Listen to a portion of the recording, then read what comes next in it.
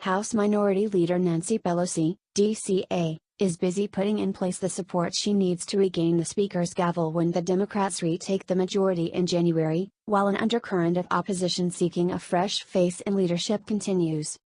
But part of Pelosi's strategy is warning members of her party that taking her down would give power to a minority of Democrats, similar to the conservative House Freedom Caucus and the influence it has wielded over the 8 years of the Republican majority.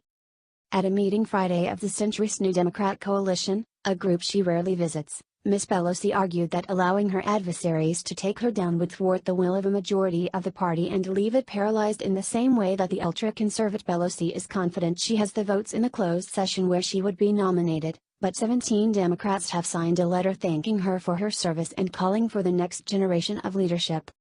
The Times reported that Representative Kathleen Rice, DNY, one of the lawmakers who signed the letter, said no challenger would come forward until it was clear Pelosi could not get enough votes on the House floor to get the gavel. The whole concept of "you can't beat somebody with nobody" is a Nancy Pelosi talking point, Rice told reporters last week. "I get it, it's pretty compelling. But because of the dynamic that she has set up in harnessing all the power at the top, the first step is showing that she cannot get to 218, and then I believe the challengers will emerge," Rice said. So far, Representative Marcia Fudge, D.O., is the only one publicly saying she is considering a challenge to Pelosi but has not committed. Pelosi, who became the first woman Speaker of the House in 2007, has been one of 3 Democrats of a certain age that have been in leadership positions for the past 15 years, Pelosi, 78, House Minority Whip Steny Hoyer, DMD, 78, and Representative James Clyburn, DNC. Pelosi, meanwhile, remains undeterred, according to The Times.